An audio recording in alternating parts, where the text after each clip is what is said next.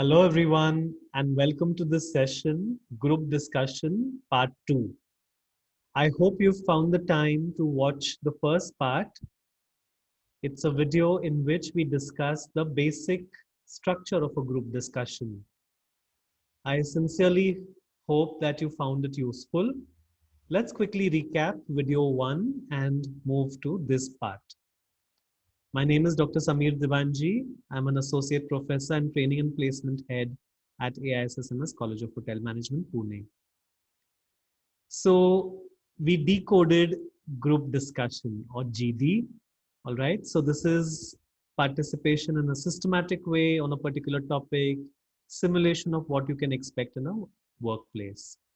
All right. As I said, when I've been at the other side of the table and I've actually conducted group discussions to select students or as an elimination round, then I have looked at the following parameters. Body language and expression, very, very important. Communication skills depends on the job that you're looking for. Even if your English is not too great, for some positions is fine. But how you express yourself is important.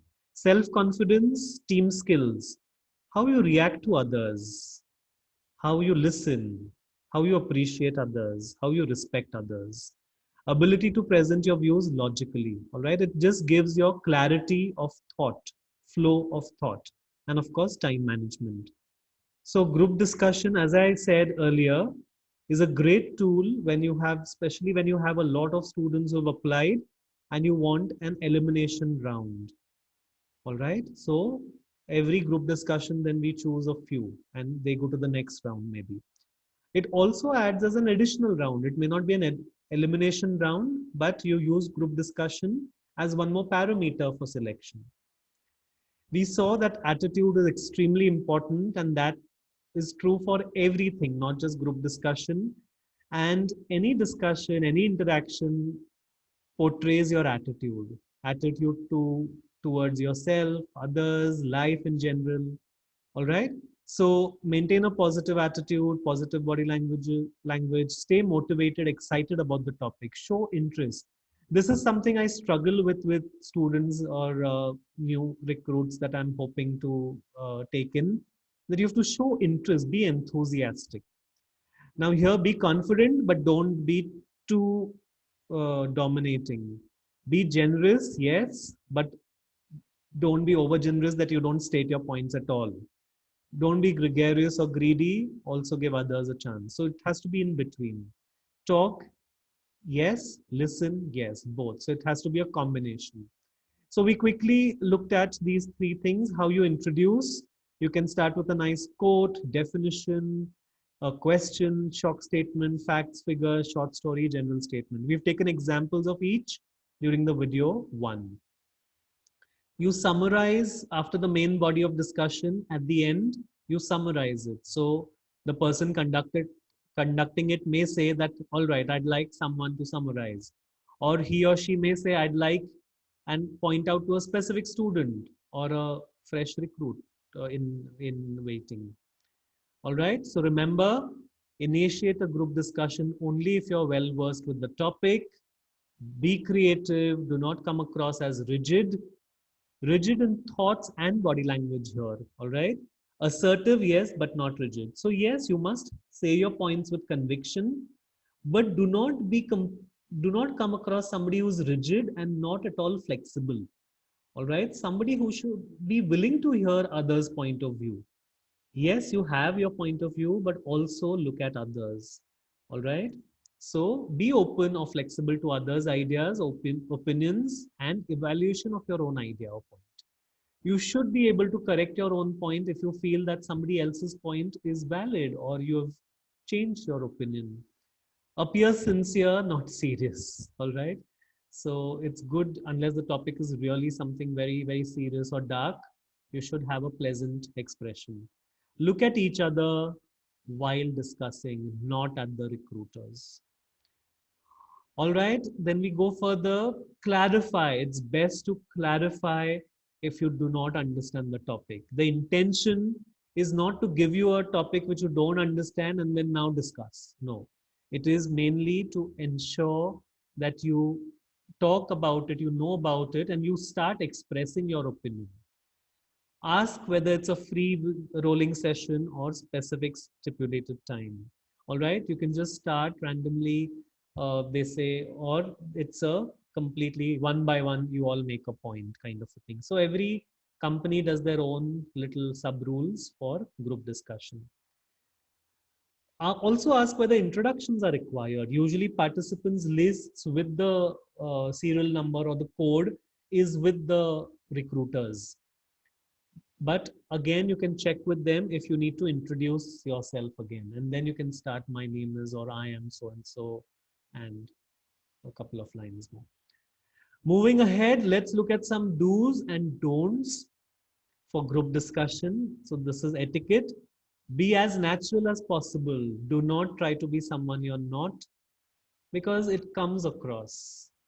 People who are recruiting have seen so many people, have had years of experience, so they can see through fake behavior, fake body language, and somebody who's trying to be pretentious. A group discussion is your chance to speak. I've had group discussions where some uh, some potential candidates with great uh, abilities have not spoken at all. So if you want to be heard, if you want to move to the next round, you have to speak. Take time to organize your thoughts. Now, here, some companies allow you to carry a little notepad and give you a couple of minutes after they disclose the topic. So you can gather your thoughts and make small bullet points, not to read out of those, so that you know you can gather your thoughts.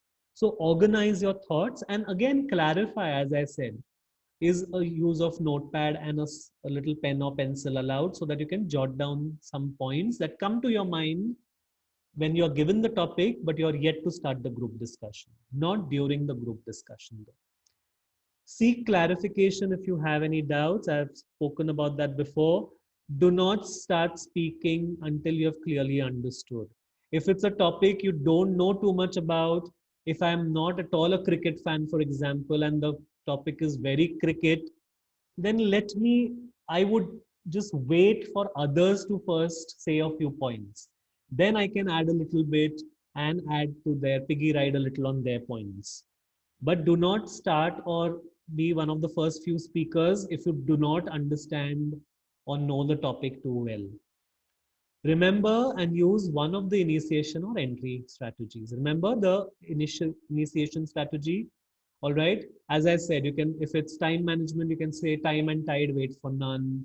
If you talk about, if it's a population thing, you state a fact or a figure, or you start with a small story, or you start with a little anecdote, or a little shocking statement or humor. Continuing the do's, opening the group discussion is not the only way of gaining attention. So don't be insecure about opening the group discussion. It's fine if you do not open it. All right. Out of 10 people participating, only one gets to open it anyways, right? But that's fine. You don't have to be the person who's initiating. You can still make a good impression with your points later. Your body language talks a lot about you. Even when you're not talking, your body is constantly talking. Remember that. So make sure that you understand that and you work towards it. So it's good not to fidget with your hands, with your legs. Keep your keep your feet on the ground firmly. Do not move your legs continuously. Any irritating habit that we may have, or something that we do without our knowledge also, subconsciously, when we are nervous. Yeah. Language skills are important only to the effect of how to get your point across clearly and fluently. There are some vocations, some jobs where your basic English should be fine, but you don't have to be excellent maybe in your communication skills, in your English spoken skills. So in those cases, they see how you get your point across clearly with your expression, tone, body language, and words, of course. So don't be diffident. Don't feel that you don't have a chance just because your English is not as great as some of your batchmates. And as I said, it's an acquired skill. English you have to keep working on. Remember, it's a foreign language.